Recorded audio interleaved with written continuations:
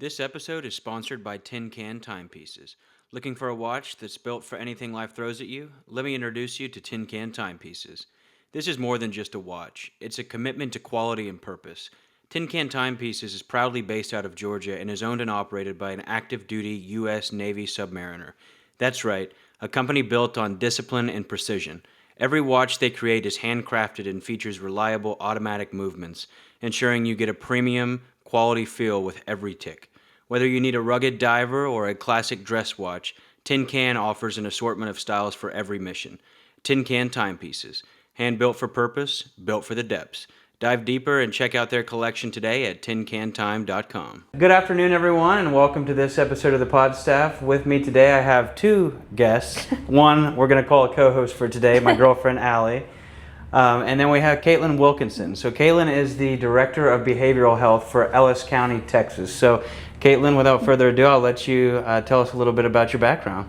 Sure. I am a licensed clinical social worker. I got my master's in 2019, and I have spent the entirety of my social work career working with people with severe mental illness until 2 years ago when I took on this role with the county.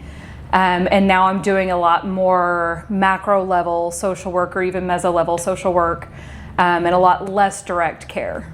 So, yeah. Because you used to do like all social work, right? Yep. Okay. I did. I was a field-based case manager at MHMR in Tarrant County for 10 years. Well, I worked there for 10 years. I was a field-based case manager there for a couple years. Then I moved into a training position teaching other case managers how to do that. And before that, I worked at the Center for Healthcare Services in Bexar County. And that was kind of where I got my start in social work, was in San Antonio and doing case management. What is MHMR? My Health, My Resources. Okay. It formerly stood for something else, but all of the MHMRs around the state have kind of rebranded to be a little bit more inclusive language. So My Health, My Resources, meaning, come in and we will get you connected wherever. Even if this isn't the right spot, we will get you connected to the right level of care. Is that even classified as like micro, or is that the micro and macro just therapy? That's definitely micro level work because it's very direct care. And so when you're, sitting with somebody doing their full biopsychosocial assessment, their treatment plan, you're doing weekly sessions with them, that's absolutely on that micro level, which honestly, it is my jam. I love that. Yeah. To a point, and then I'm like, I'm ready for a break. I'm ready to go back into like a leadership training, whatever kind of role. Yeah. That sounds very similar to my story because I started as a case manager and then ended up being a supervisor. But my demographic was 18 to 21 year olds. Oh, so you were doing the transition age stuff. Yeah. It's hard. Yeah, it was really hard. It took a toll on me for sure. So technically adults, but their brains don't work like adults. Not at all, no. So did you work with all ages? I didn't. I work only with adults. I have zero experience working with youth and adolescents, which is a detriment. And actually why I was so interested in Veronica when I did hire her is that she has worked only with youth and adolescents. And so it's nice to have that balance there of my brain works only in the adult space, and her brain works only in the adolescent space, and so it's a nice mix. And y'all, at the county level, do all of it, right? All ages? We do. We don't do much direct care. The only direct care that I do is with the Veterans Treatment Court. So I do the treatment coordination for our veterans in Veterans Treatment Court. So if they need substance use treatment or mental health treatment, if it's therapy for PTSD, I'll try to get them connected with the modality that's the most appropriate for them. And I do a lot of direct care with them, which I absolutely love. Honestly, the veterans I work with are probably my favorite people, but I do not do any other direct care. Otherwise, it's talking to families about what their family member or loved one needs. So are you doing direct care to veterans because that's your passion, or because that's also part of the job? It's also part of the job, but also I love it. So I have always had a strong interest in the criminal justice system, especially where it comes from like the social work part of it. Because we do know that the criminal justice system is the largest treatment facility for people with severe mental illness and substance use disorders. And so when I started this job, it was at the same time as my colleague Brent, And he started a week before me, and I started, actually tomorrow is 2 years since I started. And we kind of decided, we built that program together. It was a grant, and they said, here, make this grant, Brent. And he was like, cool. And he put together all of the policies and procedures. He's like, I don't know anything about the behavioral health stuff. Can you help? And so we've kind of put that together as a unit where he really runs the whole thing, and I just give my clinical opinion on things. But it was initially like the first part of the job that I was assigned. And then I absolutely fell in love with it. The first group of veterans we brought in, I was like, yes, this is where I'm. So that was written in his plan, right? That we were going to give back to veterans, and we're going to make it part of the county's job to do that. And that's where you're kind of heading that up now. Yep. Okay. He was hired specifically to run the Veterans Treatment Court. Okay. And so that's his focus. He's done a lot more outreach now, but that was the original purpose, and it's grown substantially since then. Yeah, and going back to the criminal stuff, I mean, that's one of the things that she like we'll be sitting around, and I just want to watch maybe a nice feel-good movie. And you're breaking it down. I'm like, I want to watch true crime. Yeah, you walk into the room, and it's like murdered family in kitchen, suspect on the loose, and I'm like, man, absolutely. I just made my husband watch the Jodi Hildebrand documentary last night. Oh, I haven't gotten into that one yet. Yeah, it's interesting and very sad. Yeah, she's very crazy, but our stories are very similar. Like I'm into true crime, criminal justice. I always loved that aspect of my job in social work, which I dealt primarily with domestic violence more so than anything. Yeah. So I was always going to bat for them, and going hard, always in court. But and then that's tough, especially like having to testify. That's very intimidating. Yeah, it is, and especially for them. Like they're victims advocates. They weren't always doing their job, so a lot of times that's where I would step in and just kind of like push them, because I'm sure that sometimes they'll get a restraining order or protection order, and then they won't show up to court, or they'll drop it and get back. Yeah. So it's just pushing them, and you really got to be a one-man show sometimes. Yeah. But I loved it. Yeah. When it sounds to me like social work is one of those where it's like it's never a 9 to 5. Like you're available. Nope. 24/7 pretty much. Yeah. No matter how many times I try to set boundaries on my work hours, I can't do it. It never works. It doesn't, which is okay, right? There's some flexibility in that, right? So if I'm taking calls late at night, or there's an emergency and I'm helping and it's late, I'm able to kind of come in a little bit later in the day the next day, or later that week. I'm like, you know what, I'm going to take today off because I've already worked 60 hours and it's Wednesday, so we're gonna take it easy on Fridays. Or you can take an afternoon off to do a podcast. Or you can take Exactly. I do miss that, the flexibility, but then I think back and I'm like, well, I didn't really stop working for 5 years. So even on vacation, I would have people still, like they still need you. So yeah, it's tough. It's tough finding that work-life balance. Yeah, and the toll that it takes on you mentally too. It does, but when you're passionate about it, right? Like that part just kind of happens. You can't really help it. And like I said, no matter how many times I really do try, I'm like, I'm not going to work late tonight. I'm not going to work late tonight. I'm not going to work late tonight. And then there's a crisis and somebody needs help getting access to resources, or they need, a bed at a psychiatric hospital or something like that. Then I'm like, all right, let me get on the phone and I'll start calling, the people that I work with that can help with bed placements and things like that. And it ends up being, 9, 10, 11 o'clock at night that I'm finally like, okay, we're good, we're done. Yeah, that was a long night, but we're good. And this person is safe and they're healthy and, they're alive. So. And I remember whenever we were scheduling our intro call for this, you had one of those crises come up firsthand. So what was that again? So not a lot, but a few of the police departments will reach out and ask for help. So if there's somebody that is in a crisis and they need help with placement or things like that, or they're not really sure if it would meet the criteria for what's called an APOW, an apprehension by a peace officer without a warrant, which is that emergency detention to a psychiatric facility, they'll call in and consult and say, is this something that you think is appropriate, or we're not really sure what's the most appropriate location to take them. We don't know if a psychiatric facility is appropriate, or we need to go to an emergency department first, or and so usually that's what it is if it comes up in the middle of the day. Sometimes it's that there's a situation in our jail and If there is an employee that's in crisis, sometimes I will go help with the employee, things like that. So okay. It's a jail employee.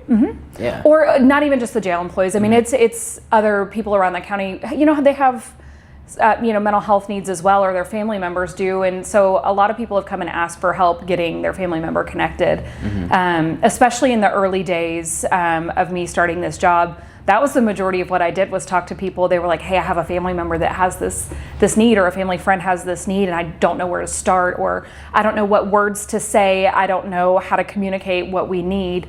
And so I got to spend a lot of time with different people around the county, kind of helping them figure out how to navigate that. Is that based mostly, like, I guess, what's the most common reason for them reaching out? Is it substance issues? Because I know you mentioned in our call before, you know, the detox centers and stuff like that, and how a lot of times, like, you know, someone could be in jail or in a setting like that, and they were on the drug or the substance whenever they came in, and then they're still there, but now they're having withdrawals or something like that. Is that kind of where you evaluate the ER versus psych unit? Before, yes, a little bit. We actually, just in the last year, put into place a couple of different treatment providers. So we now have our local behavioral health authority doing the jail psychiatric care. And then our medical provider there does the detox. So we're able to detox people now safely in the jail, which is so nice that we're not having to go off-site. Because if we were having to send people to the emergency department, you know, an officer has to stay with them 24 hours, and it's really hard on the officers. It's hard on scheduling. It's for the jail leadership. So now we're able to do that here on site and not have to worry about that. If they do need a higher level of care that we can't meet in the jail, they will take them to the emergency department. But now they have like a protocol within the jail between psychiatric provider and medical provider where they talk it through, and I don't have to participate in that anymore. But you put that together though, right? Yeah. So you've orchestrated this whole thing in the county jails, and tell us a little bit about that. Yeah, so our last provider, they did a great job, but you know, it was taking a while for people to see a psychiatric provider, you know, a couple of weeks. And the reality is that there's not enough time for that sometimes. Sometimes it's emergent. And they did a great job, but they ended up deciding not to move forward with the contract. And so the renewal of the contract, so we were like, hey, we have an opportunity to kind of change what we're doing and save the county a lot of money in the process. And so we brought in another medical provider that was comfortable working with a third-party mental health provider. We brought in the local behavioral health authority. Wow. A lot of it for the continuity of care. So a lot of the people in there are already receiving services out in the community from our behavioral health authority. And so to have them in there, they can pull the records, they can see what medications they were on, they can really continue that care in the jail, and then when they leave, they can just go right back to what they were doing. There's not a big transition. Yeah, that's incredible. That was my first big win in this position was getting that approved through the commissioner's court. They were so supportive of it, getting those contracts put together, and when we rolled that out December 16th of last year, it has been a game changer. I get calls from defense attorneys all the time saying, my clients are actually getting psychiatric care in the jail. Yeah, that's the point. That's the idea. That's incredible. I was going to ask too, like the pushback that you might get, because I know a lot of people, like I think now our world is going towards, or at least in the U.S., we're kind of paying more attention to mental health and stuff like that. So I just kind of wondered, there's still a bunch of people out there that are like, you know, just suck it up and don't do the drug, or don't commit the act, or don't do this or that, and they just talk about it so broadly and so simple. Have you experienced a lot of pushback when trying to get these policies passed? Yes and no. So the elected officials that work in Ellis County, so the commissioners, the judges, I think they all really get it. They see it. Their constituents are the ones that are calling and saying, hey, I don't have access to this. So they're actually the ones that recognize the need in the community to start the department to begin with, which was really nice. And having grown up in Ellis County, I did not anticipate that. So I was pleasantly surprised with how well received this all was. But I think that came on the back of some people that have been working in the county for decades, really advocating for people to understand the need of behavioral health care. And so I can't take credit to say like, oh, you know, they receive it really well. That came after a lot of really hard work and advocacy from people in the juvenile justice department, in probation, in the court system. So our justice system recognizes the need, and they were a big push for this. There are some people, not I would say that work here. It's been so well received by people within the county, but there are some people in our community that have that mentality of, well, you chose to do the job, you chose to do. You picked up that drug in the first place, and it's always really interesting. Yeah, just to kind of like explain that. lack of empathy. Yeah. I mean, it's like you don't really have to fully understand, but at least understand that you don't understand. Yes. Yeah, well, and to recognize it for what it is, and usually it's something along the lines of, no one woke up and said, I want to be addicted to meth. Yeah, exactly. That's not something that someone woke up and said, I think that would be a good idea today. Yeah. So that always kind of, you see the light switched on, and you're like, yeah, I guess that's true. I'm like, they don't want this. They also don't want this. They want something different for their lives. If their brain worked differently, then I wouldn't have a job, which would be phenomenal. But it's not that easy. It's not as easy as putting it down. And it's not the moral injury that people think that it is. And that has been a little bit difficult across the community, but that's anywhere. That's anywhere. I think there's a lot of factors that go into it as well, like how they were raised, which is especially what I dealt with in independent living, right? So that was just their norm. Like they grew up watching that. Yes. Some of the foster homes aren't great either. So, there are so many factors that go into it that people just don't even want to think about. They don't, and there's this whole field of study, right? And I know you're probably familiar with this, but the adverse childhood experiences study. Yeah. We can quantify and very easily predict who is going to struggle with addiction, who is going to struggle with mental illness, who's going to struggle with physical health, early deterioration, because of what they've experienced, because of their childhood and how they grew up, seeing people using drugs, seeing, severe mental illness go untreated, experiencing abuse, either, being the victim of it or, witnessing it. We can very readily predict who's going to struggle. And so I think it's interesting to try to get that to translate to, if we did some prevention work over here, we might see less of this. I feel like there's two sides to it, because I feel like you hear a lot about, like, the kid who grew up around an alcoholic father, mother, whatever, and they grow up and they're an alcoholic. Then there's their sibling, maybe a twin. Teetotal, nothing. They don't ever pick it up. They're so scared of it, and I feel like that's. I don't necessarily think I've heard much about anything in between. Yeah. And I think partly too, like the addiction side of it is. Kind of what came to mind is really, it's like your mind working against your soul, because you can have a really good soul, and like you said, your soul does not want to be addicted to meth. Like, your soul didn't wake up and say, hey, meth is on the docket today for the first time ever. But I think I'm going to try this today. Yeah, but your mind did, or maybe your mind had a weak moment, and now your mind is constantly tricked into thinking that this is what I should be doing, but your soul still knows it's not right.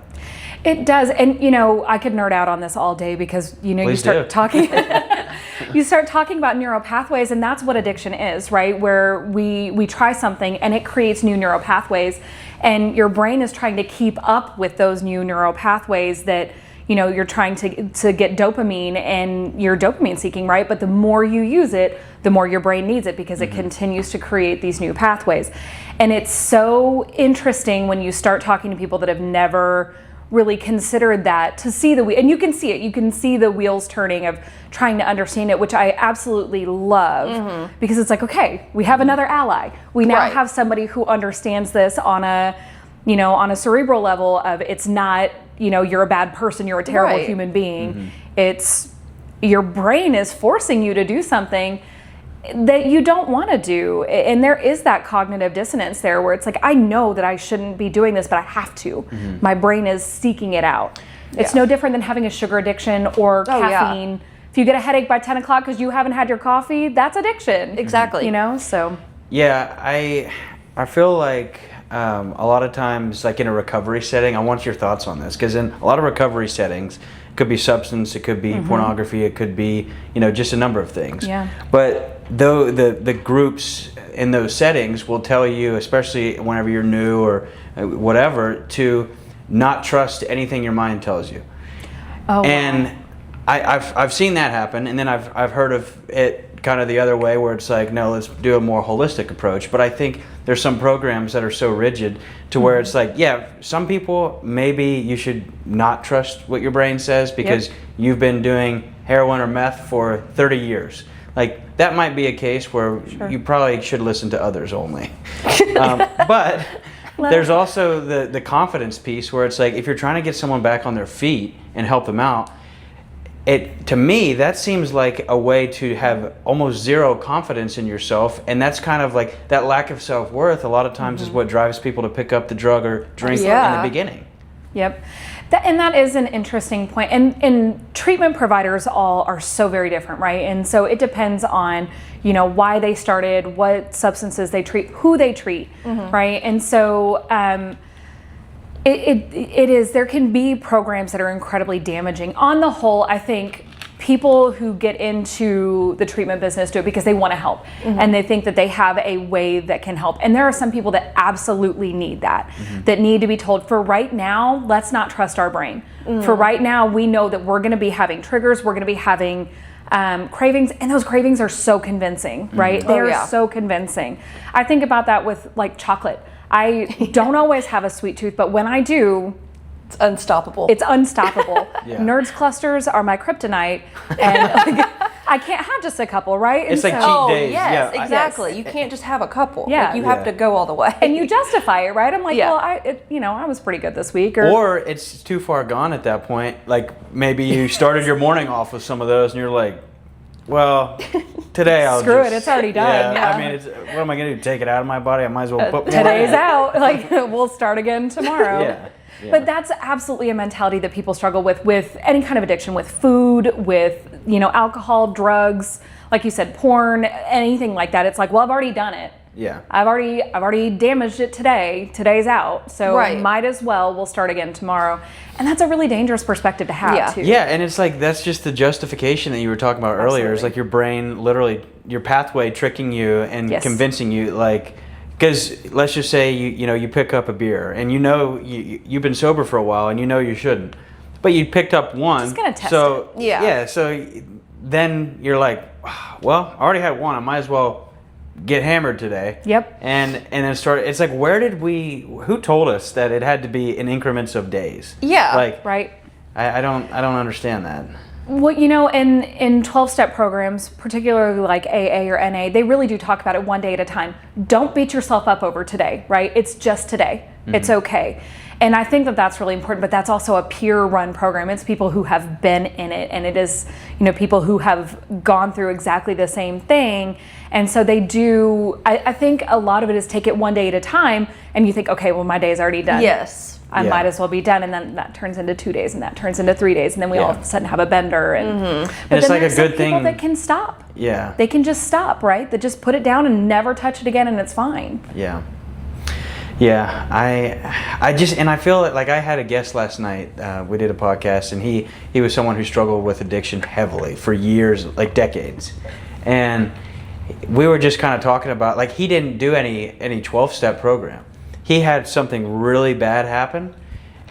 A number of bad things happened, but he finally had something that was so bad that he was like, yeah, I can't. This is done. And then he just stopped. That's crazy. And I think that, like, you don't, we're talking like hard drugs and alcohol and everything. And it's like, you hear that, and then you hear someone who maybe, I think it's just levels of conscience. Like, like some people have a really high pain tolerance to where it's like, they can maybe wreck a car and they're like, well, that was bad, but I think I'm going to keep going. And then there's people who are like, man, I said something mean to my wife. I got to be done. So I think it's just weird to see the different tolerance for that. Yeah. There's you're kind of touching on a concept of like trauma-informed care and trauma-informed services, because that's exactly the same for trauma. It's that way for depression and anxiety and addiction, where everybody's brain operates a little bit differently, right? So to the car wreck example, someone can completely smash their car, total it, and move on. They're like, all right, and they drive tomorrow. That's me. I'm like terrible driver in my 20s, awful. Oh, me too. But still like ready to rock, right? And you know what? And she's still ready to rock, right?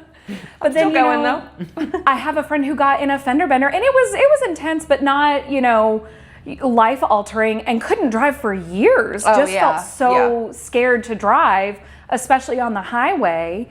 And you're like, that's so interesting because we grew up together. So I know a lot about your experiences, but the way that their brain processes that. And it's the same with addiction. It's the same with mental illness. Some people respond so well to medications.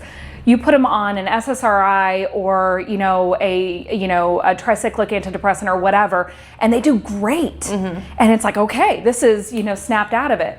Then there's the people that have treatment resistant depression or anxiety or things like that. Those are the people that tend to be in our behavioral health authorities receiving services there, because it's so intense that they then can't work anymore, and their families get tired, and so they lose all their support, and and it snowballs, where it started with the same kind of concept, right? Like, I had something really bad happen to me, I experienced some trauma from it, but the treatment didn't work, and here we go down this rabbit hole. Yeah. What do you think about SSRIs or antidepressants in general? Because love them. I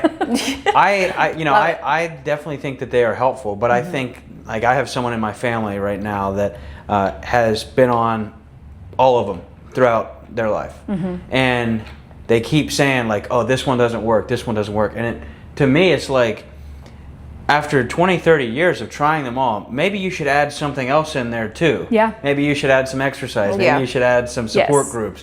Because I think people think it's a one size fits all, like, where it's... And you want to. Yeah, you want to. I mean, that would be wonderful. That would be awesome. But from personal experience, I thought that they were pretty good, but I feel like they had to be coupled with everything else as well. Holistic point of view. Same. But they're hard to get off of. Yeah. They are. The side effects of detoxing from an antidepressant can be really intense. I have been on Wellbutrin for years. I also have a therapist that I see that every once in a while she's like, when's the last time you've gone for a run? Because you're not in the same space that you were before, and that's what works really well for you. Yeah. So it's great to take the edge off, and that's how I've always kind of explained it to people is, medications can take the edge off so you can get in and do the work. Right. It's not going to fix everything for you. Antipsychotics for people with psychotic disorders, absolutely.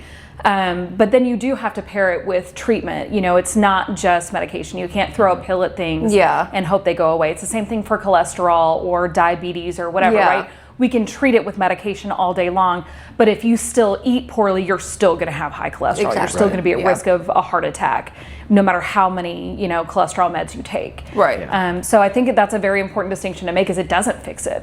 It doesn't just, you can't swallow a pill and your life is better. That would be phenomenal. I would be out of a job, and I don't know what I would do with my life, but it would be really convenient. And it's just, that's not the reality. It'll take the edge off of whatever it is. It'll take the edge off the anxiety or the psychosis or the depression and allow you to get into the work. Yeah. Okay, so you've talked a little bit about your social work experience, but tell me what that looked like for you. When did you start? How did you get into it? So my story is actually really weird. I graduated college with health science, and then I thought I wanted to be a speech therapist, so I went to grad school at Marshall University in West Virginia. Okay. So I got into that, and this was during COVID, and so I was like, well, I might as well use my degree and get a job while I'm in, grad school. So I saw a posting for a case manager position with independent living, and I was like, okay, let me interview with this. So I got the job, loved it so much that I was like, I could not see myself doing anything other than this. That's cool. And that's so, how they draw us in. Yeah, I made the decision to say screw it. I went with case management. I worked with 18. At the time, it was actually, this is why our stories are actually super similar, because it was also a pilot program, but just for the state of West Virginia. So we started up that territory with independent living, and at that time, we had a license for 17-year-olds to 26. So we were just getting flooded with referrals from, the state, and putting these kids in apartments. They would get money from the state. We would put them in apartments, kind of teach them basic life skills. And I was pretty much their lifeline, like their parent, know.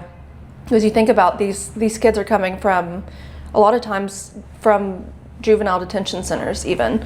So that was my next question, is were these kids that had aged out of the foster care system, or they were just released from from the juvenile detention facilities, things like that? Yeah, so most of the time it was foster care, but a lot of times it wasn't. Like I think my first client, she had come from detention center. She was in there from 8th grade to 18. She didn't even know that you had to swallow pills. She was chewing pills.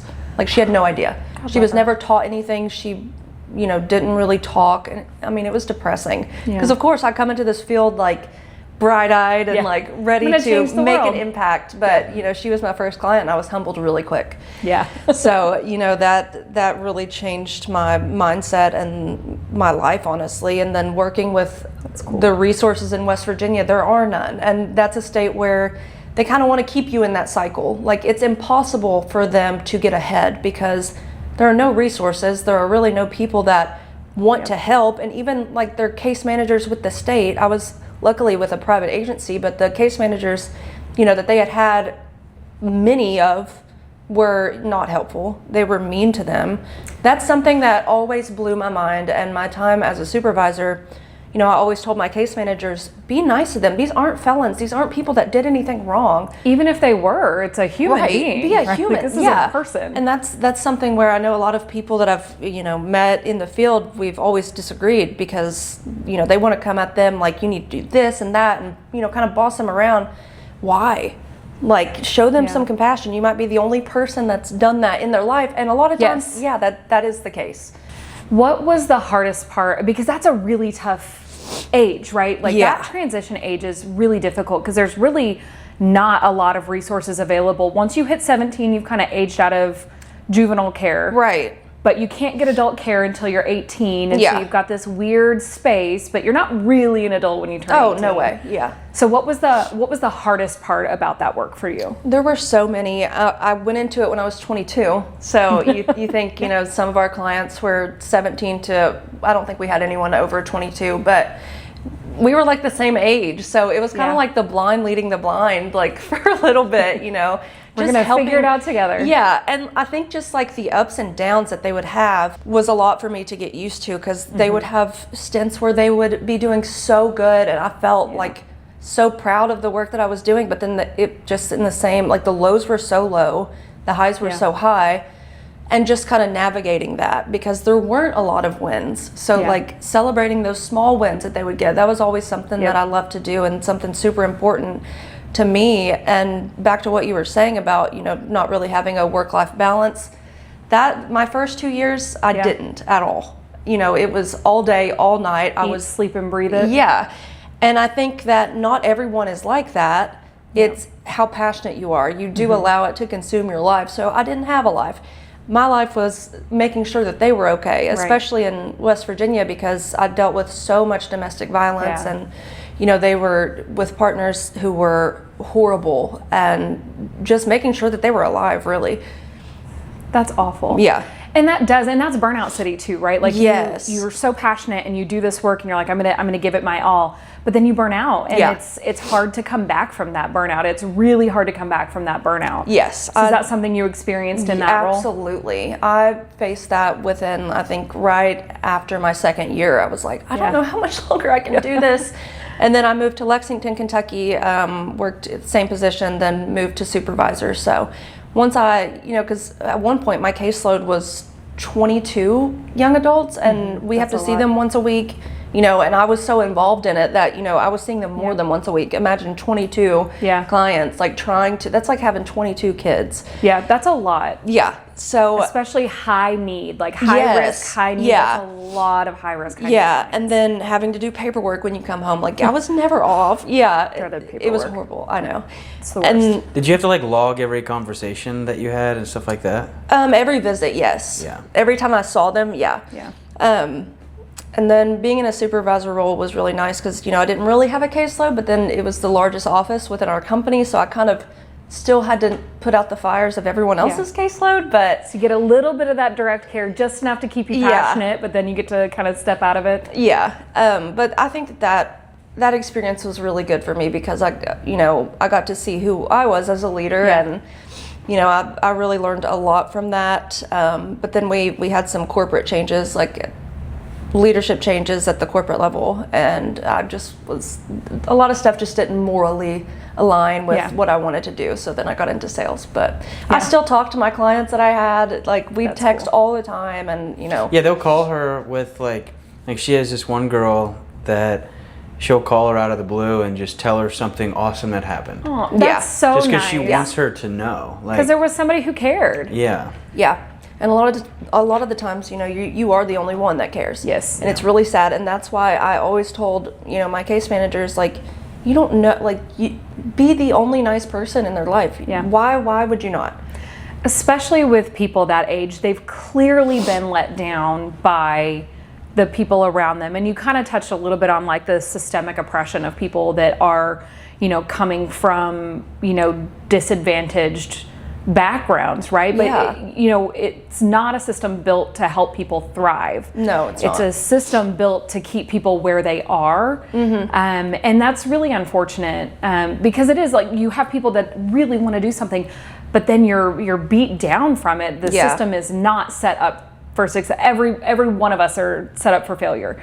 And it's something you kind of recognize going into it as you've done it for years, but that's tough, because especially in rural areas, there's nothing. Yeah. There's often nothing. You've got to drive hours just to get to a doctor sometimes. Yeah. And even just getting into college, like, I know that it's a common thing that people think, like, you get free college if you're in the foster care system, and you do. You've just got to jump through every hoop imaginable. You've got to, apply, you've got to write the, essays, you've got to know where you want to go, what you want to study. I mean, it's... From the outside looking in on this, it seems like there's all these things in place on paper that make it seem like this is, we're helping people and we're doing this stuff. And that's probably why people get into it, because they're like, wow, I can work with this. And then you get into it, and that's just crazy that, like you said, the system works against itself. Like, that's absolutely. I can't imagine having a job where, like, every day you're trying to do something good, but you're fighting against the people who are trying to allow you to do something good. Right. Yeah. That's crazy to me. It really is, and it can be maddening. And there's kind of a, like, if you can stay in social work for 5 years, you're going to stay in it. But there's like this 5-year burnout rate, right? That that if you don't make it to that 5 years, this isn't for you. Yeah. Because that is so common, and especially when you're working with like some more of the marginalized population, so people that have experienced domestic violence, youth in foster care system, people who don't have income or insurance or things like that. That's the system that's built to keep people there. Absolutely. And what did you call that?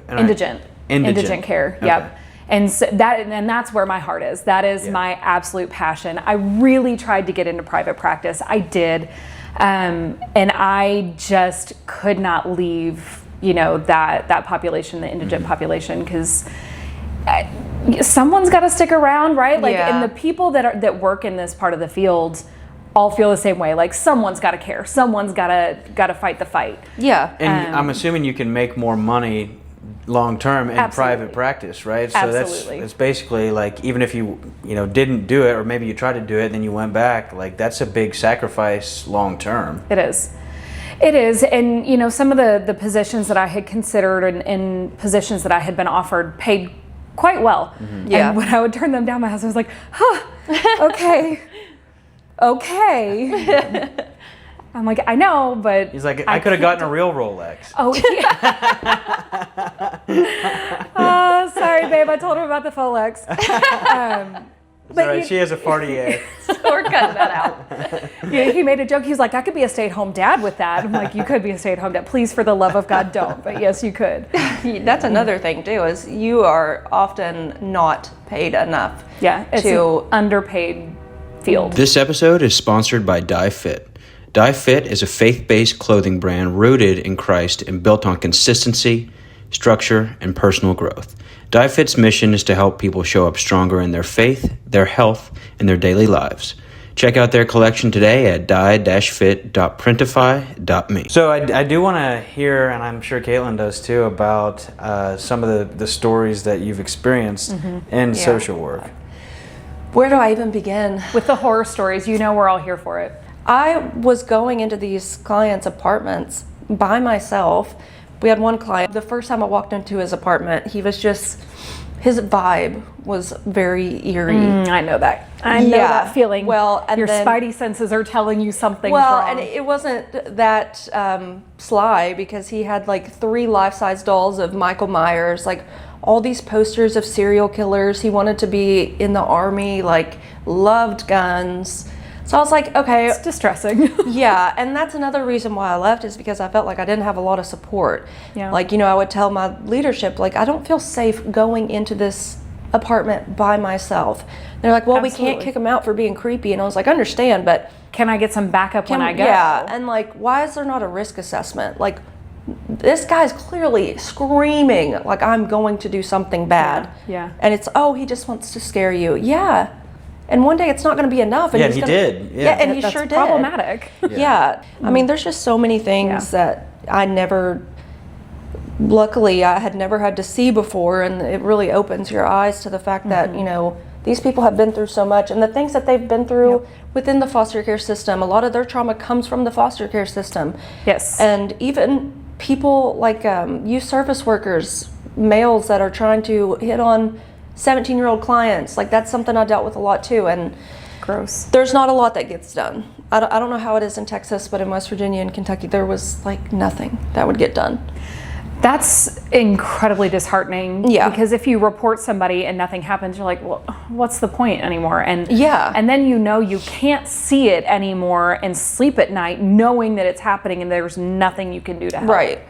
Yeah. That would be incredibly disheartening. Yeah. There's just not a lot of resources. They don't get heard. They don't get taken seriously either, especially with that label of, you know, a young adult or child in the system. Like, they don't get taken seriously. They're almost like looked down upon for that. Yeah. And that's something kind of that's forgotten by society. Yeah, absolutely. And I was always the one that, I know that school counselors, they hated to see me coming, because, you know, if there was a disservice, That's I was how you there. know you're doing your job Yeah. well. Oh yeah. Yeah. I was People always, are nervous when they see you. You know you're doing absolutely. it. Yeah. I've always made sure that they were taken care of, because there are so many injustices that they face that they don't think anybody is going to care about.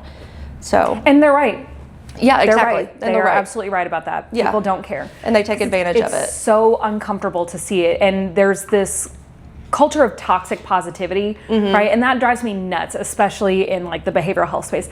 That drives me absolutely bonkers. That it's like, oh, everything's fine. No, it's not. It can be okay and suck at the same time. Yeah. Like they're not competing. They can be happening at the same time. It's like recognize that we're trying to do something good. Sure. But it's not good yet. It's not good. Recognize that we have a system in place that's meant to help people, but it's not working quite well yet. Yeah. Right? Like Exactly. you can recognize that it's there and also recognize that it's not doing its job. That Two things can be true at once. She Absolutely. always says that, yeah. Yes. And it actually is that's two things can be true at once. Like, that is a very simple quote, but it's really helped me, because sometimes I'm a very all or nothing type guy. Yeah. Not so much black and white, but pretty much like all or nothing. Yeah. You're And- either in or you're not. Right. Yeah. Yeah. And she's kind of, reminded me from time to time, like, you can be one way and feel another way. Absolutely. There's two things that are true at the same time, and that's okay. They don't have to be mutually exclusive. Right. They can happen together. I experienced that so much when I was pregnant, because I hated every second of being pregnant. I hated it. It took so long to get pregnant. We had to do, medications and, IUI and years of not being able to get pregnant and things like that.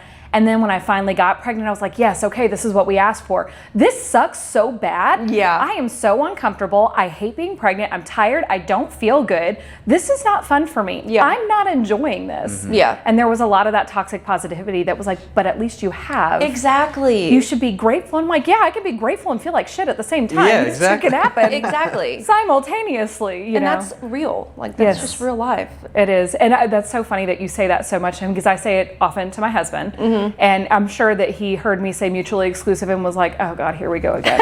Because that's, you do. It's like these things can happen at the same time. You can be grateful for something and also resentful of it as well. Exactly. Like, that's not competing. She also has told me a saying, it's just, I'll worry about that later.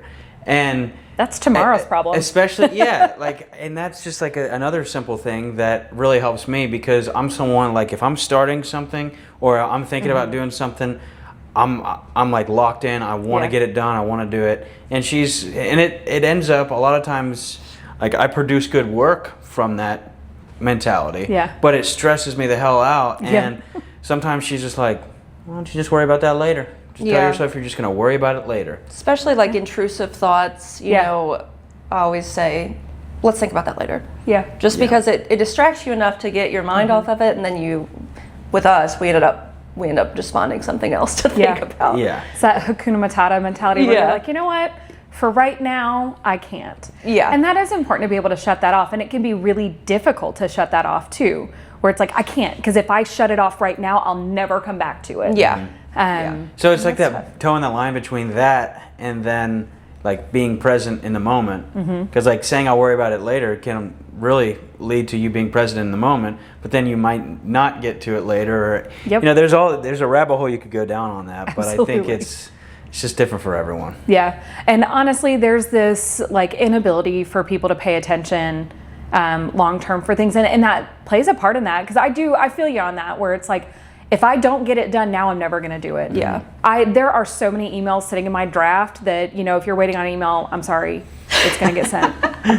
But there's so many emails sitting in my draft because I'm like, okay, this happened, I can worry about this later, and then I never come back to it. So there is a level of anxiety that can come with that too, and it's very interesting how there can be these two very different personalities, right? Where you're like, we'll worry about that tomorrow. That's tomorrow's problem. Yeah. We're not going to worry about that today. And it's like, I have to worry about it now because I need to get it done. You just have to decide what's more important. Yep. Like You have your to peace triage. or like can you have just a little less peace and get by and then get that peace back? Or is it just going to be too far gone for the day? Like we talked about earlier. Is this going to bring me peace? If I finish this, do I get peace later today or not? And it goes back to the topic, we've talked about it on multiple episodes, where you think that when you reach this goal, you're going to, all the stress is just going to drop. Like I remember my mom, she moved to South Carolina, moved to the beach, and I think, throughout that journey, she vocally kind of was like, yeah, I think that, once I get there, man, how could I ever have stress at the beach? Yeah. And it's like, no, it follows you. Like, it doesn't have to be like overwhelming, but it still follows you. It's just, you're never going to get to that point that it's like, oh, everything is all good now. No. Well, and you're also talking about patterns too, because it's not just, I'm going to leave my problems here, right? I think people do think that they can outrun it. And that's where you get addiction. That's where you get anxiety and depression and things like that. Because when I do move on and it follows me, what is happening? And some of it's recognizing those patterns that you're actually bringing this on. That's not always a bad thing. Yeah. But maybe it's that I'm not, putting myself in the right frame of mind to process this differently, or, not. I haven't actually resolved this. I've just moved on and hoped that environmental changes will make it go away. Yeah. Well, and you just said what I was going to bring up, hope. Because I feel like that is the root of a lot of it. It's like, if I'm working towards a goal and I believe that that goal is going to, once I accomplish that I'm going to be free of that stress, then it's kind of weird, because it's almost like you feel better while you have the hope. Yes. Yeah. And whenever you get the actual item or the status or whatever that you were going for, that hope goes away, and now we have to find another hope. So it's like that hope pattern that I think is us trying to do well for ourselves, but unfortunately it doesn't fill the void in us. Yeah. And but we talk about stress too, and as you're talking about that, you're talking about like achieving a goal and then it doesn't relieve stress, and some stress is good and healthy and motivating, and there's a level of like anxiety that's normal and appropriate and life-saving, right? Like, anxiety is our body's way of saying something's not right. Something's not right here. And so people want it to completely go away. I want no stress. Well, that's not realistic. Right. If you are hungry, there's going to be a little bit of stress where your body's saying, feed me. Right. Yeah. I'm hungry now. And so you've got to figure out something to eat. And there's still stress in that, right? So, and that's kind of a flippant example, but people really think that stress and anxiety are these really evil, vile feelings to have, but honestly, they're healthy. Yeah. And life-saving and life-giving. Yeah. Because then you're like, okay, I've accomplished this. What next? Yeah. Because who just wants to coast? Well, a lot of people, actually, that's not Yeah, a lot of people. plenty of people just like to coast. That's what I struggle with too, is like once I do achieve a goal, it's like, okay, on to the next thing. What's like next? there are things that, like, if you told me that I was doing now in high school, I would be like, oh my gosh, how could you ever be sad? But now I've achieved Look at them. your life, yeah. Yeah, I've achieved them, and I'm like, oh, I should be here. Like, it's always like I can never live in the present. And that's something I'm trying to get better at, is just enjoying what I have right now instead of thinking like, okay, what next? How can I be better? Yeah. and It's as like women- content versus complacent almost. Yes. Yeah. Yeah.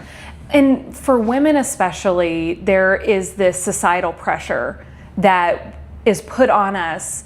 And so if you are content, if you are sitting still, you're lazy, you're Yeah. not moving forward, you're not doing enough.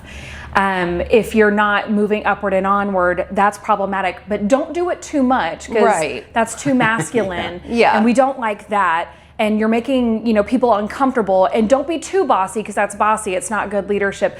And Yeah. there's this like societal pressure that gets put on us that if you're too ambitious, you're a gold digger. Yeah. And you're like, whose gold am I digging? Yeah. I'm trying to dig for my own. Like, I want my own gold. I'm not Yeah. trying to dig for gold. Yeah. And so, I think that that's very real, especially for women, that we don't actually get to be content. Yeah. There's always something, and we're kind of put in this space where we're expected to be martyrs too. You have Yeah. to give of yourself and give up a lot to be considered a good woman. Right. And you're like, well, I can be a good woman and do all that. I work full time, and I have a child, and I think I'm a decent mom, and I think I'm an okay wife. I'm sure my husband would be like, yeah, okay, like just okay. But I'm just kidding. I talk about him, but he's actually very, very, very sweet and very kind. He's gonna watch this and be like, "Dang." seriously? He's gonna be like, for God's sake. He's probably one of the greatest people I have ever known in my life. Otherwise, I probably wouldn't marry him. But all joking You don't aside, hear that like, often, we do though. have that. Yeah. Do what? You don't hear that often, where someone says that Aw. kind of compliment about their spouse. He's Yeah, that pretty is a very awesome. nice He's all compliment. right. We'll keep him around. My Yeah. mom jokes. She's like, I guess you can keep him around for a while. He's a pretty cool guy. But there's pressure, and those things though also kind of end up leading people to drinking. Yeah. Substance abuse and stay-at-home moms is unbelievably common. Absolutely. Yeah. And I think you probably may have experienced that some in your last job of seeing kids who were the product of that, right? Absolutely. And that leads to, other generations struggling with addiction. But then also there's abuse that comes with that, or neglect that comes with that. And it's never, I think a lot of times it's not meant to be harmful, but it does happen. And so I'm curious how many of the kids that you worked with kind of experienced that, where their moms were the ones actually struggling with addiction. Honestly, more than not. Yeah. I would say about 75%, but the substance abuse rate with my clients was nearly 100. Yeah. Probably like 95. They all had some kind of substance abuse issue. Yeah. And I think it's interesting, because I think when most people think about addiction, they think about men. They think about Yeah. men struggling with addiction, because that is where we see a lot more of the like violent stuff. And so you think of this violent person, but what you don't think about is how readily available alcohol is. Right. And so it's socially acceptable to drink a Absolutely. bottle of wine. That's wild. I would be on the floor. Unless it's good wine. But you think about how easy it is. I can joke about that, and it's not inappropriate to be Yeah. like, I love a good bottle of wine. But if I were to be like, I sure do love a good hit of crack, that's wild. Yeah. That's where we Then draw you're the line. judged. Yeah. Right, then we're judged, but it's so readily available. And so Right. I think it's so underreported Absolutely. for women. Statistically, men have higher rates of addiction. But I think that it's socially acceptable for a lot of the addictions that women experience. And it's encouraged, it's readily available, like it's there. If you can drink a dude under the table, that is awesome, right? Like that's not normal Yeah. Right. to celebrate, but that is something that gets celebrated is women's, especially like binging misuse Right. of alcohol. Yeah. And I think addiction in men and women, it looks a lot differently. Like you Yes. said, like the men are more stereotyped as like a violent drunk, but women, I've met some female alcoholics that you would never know that they were drinking, right? So it just looks different a lot of the times. Yeah. And you even see some women. I have seen a lot of women that you like, if you are around them when they're drinking and you see this turn, and you're like, oh, this is not. Yes. We've reached a point, but it's it's alcohol, so it's socially acceptable. Exactly. And for women, it's a little bit more acceptable to have substance use disorders. Right. It's a lot less stigmatized than men, I think. That's interesting. I don't Unless think you're I've a heard single it like mom, that. and then it's stigmatized. Because, Right. Yeah. Yeah. Wow. So I want to move on to the topic of faith. So we had talked a little bit about your faith journey, and it's I would describe it as unconventional, but I also thought it was very inspiring. So Thank you. if you just want to walk us kind of through that journey, maybe growing up till right now. So for the early part of my life, grew up in the Midwest in Champaign, Illinois, and my mom was very involved in our church. I grew up and was baptized Presbyterian, and so we were very heavily involved in that until we moved to Texas. And we did some churches here and there, but couldn't really find one that felt like home. So for the most part, as a kid, we didn't do a lot of stuff in our church. When I got out of college, I got a lot more involved in the Presbyterian church. And there's a pastor that I absolutely love, Betsy Lockhart. I always felt like she was speaking directly to something that was going on in my life in the moment. She would have this sermon, and I was like, how did she know? Yeah. Every Sunday it was, how did she know? She's a wizard. And so she was just somebody that we felt comfortable with. And so when she would move to different churches, we kind of would go try that church out and see if we liked it.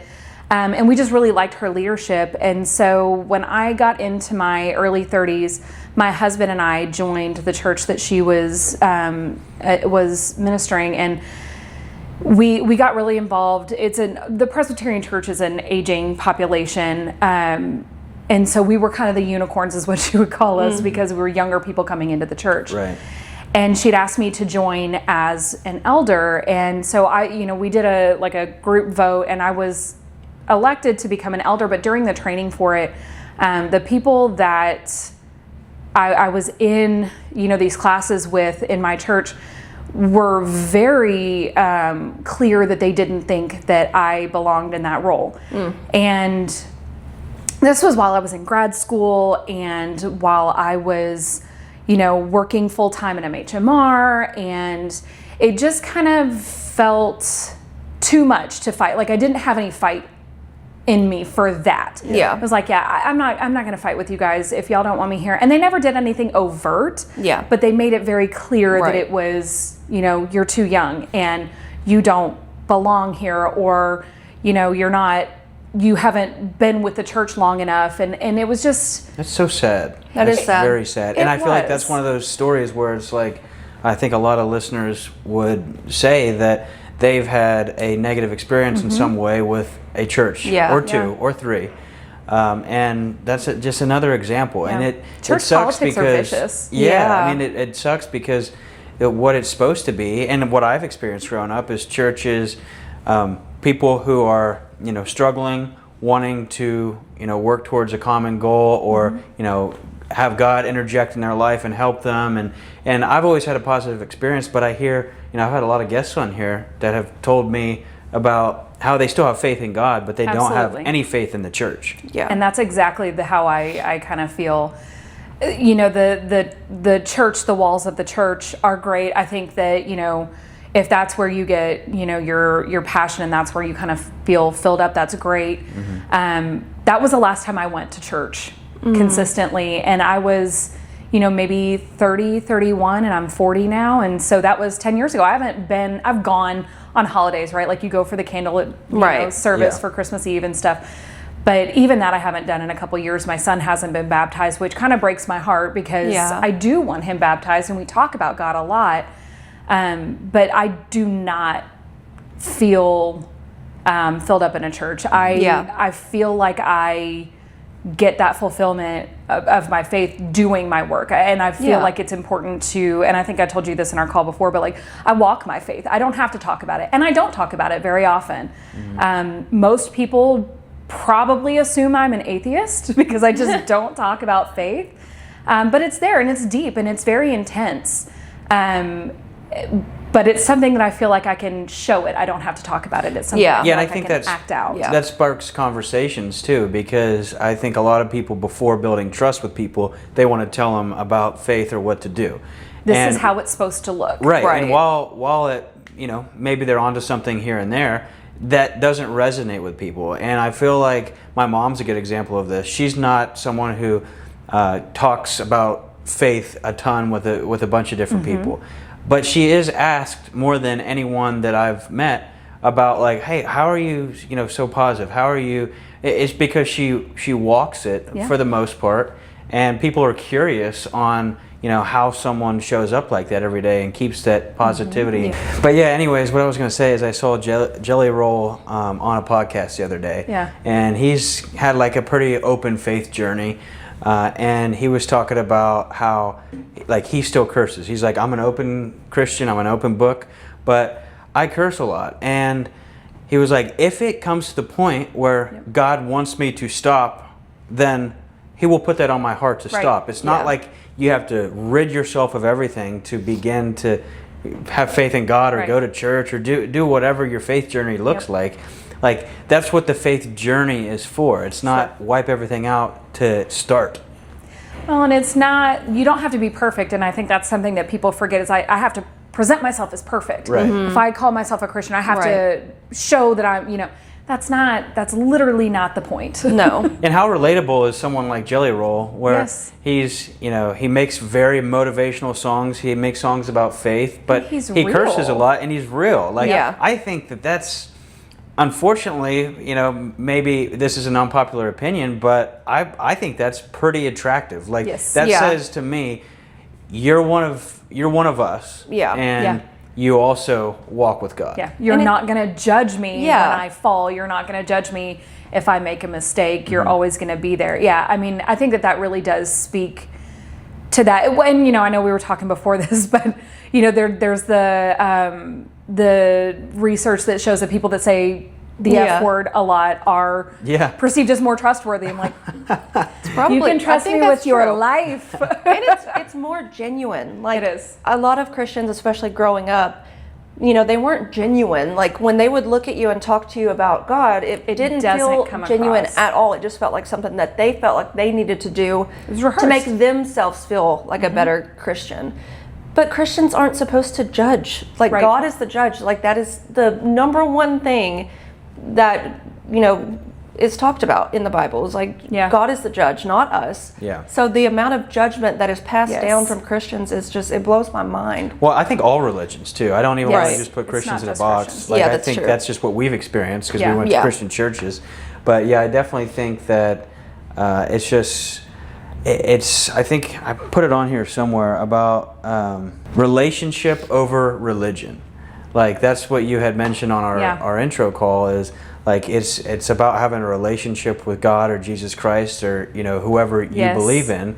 It's not so much about attendance at church. I think for me and for us, that helps. Like, it really helps my week because we found a good church that we like and we love it. But that's not for everyone, and you can still walk with Jesus or walk with God without having a very good church attendance policy. Well, my mom was part of this church that they kind of considered themselves the church for misfits. And I love that because it was people that felt like they didn't belong in a regular church. And we would meet outside on the front lawn, and like, we spent like a month learning about Islam. And that was so fascinating because I was like, I didn't realize that they pray to the literal same God as us. They just have different guiding principles and different doctrines. And it was really interesting to learn how accepting we're actually supposed to be. And that has stuck with me over the years, that, we're all, the faith that we have, the religion that we believe in, we have that because we feel like that's where our soul is being called. And for the most part, I think people do mean well. And that's something that, you hear some of the like very vicious things that get said in the name of Christianity, and you're like, but that's not, we're supposed to be loving and accepting. And well, that's not Jesus. It's not. Jesus didn't design it to be that way. He didn't preach it to be that way. And I think a lot of people, judge the church or God by the people in this world, when in reality, if we should be judging it by what was Jesus' teaching. Like what's in the Bible that he was preaching. He was preaching about peace. Who did he spend his peace. time with? Yeah, exactly. It wasn't the rich people. It wasn't the high status people. It was the misfits, like you just mentioned. Yes. And that, I know we've talked a little bit about like me feeling like I'm called to work with the indigent or unfunded populations, but it's that principle of like there are people that are shunned by society, and I can't in good conscience be somebody who shuns people like society does. And you had said this a couple times, and it's just so important that a lot of times we are the only person that shows kindness, compassion, and love to somebody, especially people that have been struggling for years. People look down on somebody who struggles, and it's wild.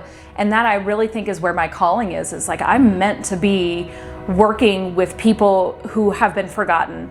I was just talking about this earlier today about people who are kind of the forgotten of society. And those are the people that I absolutely love the most. That is where I want to work. That's who I want to work with.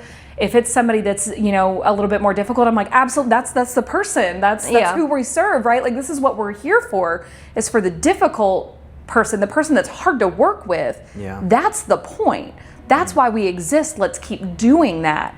And it's exactly like you said, of like, what was Jesus actually doing? And that's where I think I get where my faith gets filled up and kind of where my cup gets filled up is I know I'm doing work that's undesirable. I know I'm doing work that is sometimes dangerous, because field-based case management was my jam, and holy cow, that's dangerous. But when you come at it with love and compassion, I think that speaks for itself. And I think that's why I haven't gotten burned out, is because I know that that's where I'm meant to be. I know that that's my calling. I know that I know that I'm meant to help people who are the forgotten. And so while I do get burned out, I try to find a way to come back to it, because it just is kind of rejuvenate yourself and remind yourself why you started it in the first place. And I think that leads well into what I wanted to ask to close. That person who feels like a misfit, or someone who's too far gone, or maybe they don't have advocates. Like, what would you say to that person if they're listening? They're not alone. There's somebody who will walk alongside you, and I talk about this very often in my job, but you don't have to be alone. The family doesn't have to go through this alone. The person doesn't have to go through this alone. There are people who truly care without judgment, without hate, without the stigma, who really want to help. And sometimes you have to go through a lot of really crappy people to find the person that actually does care, that actually does want to pour into you. But it is there, and don't give up. And frankly, if you can't find them, call me, because I will help you find them. That is my job, is help you find what you need. But I would do that anyway, because there are people who do love unconditionally, whether they know you or not, no matter the mistakes you make. And so, you're not alone. You don't have to be. And don't trust the people that make you feel like you have to be. They're wrong. Exactly. They're wrong. Awesome. Well, thank you so much. Thank you guys Allie, for being on here. Caitlin Wilkinson, everyone. Thank you so much. Thank you. I appreciate it. This episode is sponsored by Tin Can Timepieces. Looking for a watch that's built for anything life throws at you? Let me introduce you to Tin Can Timepieces. This is more than just a watch. It's a commitment to quality and purpose. Tin Can Timepieces is proudly based out of Georgia and is owned and operated by an active-duty U.S. Navy submariner. That's right, a company built on discipline and precision. Every watch they create is handcrafted and features reliable automatic movements, ensuring you get a premium, quality feel with every tick. Whether you need a rugged diver or a classic dress watch, Tin Can offers an assortment of styles for every mission. Tin Can Timepieces, hand-built for purpose, built for the depths. Dive deeper and check out their collection today at tincantime.com.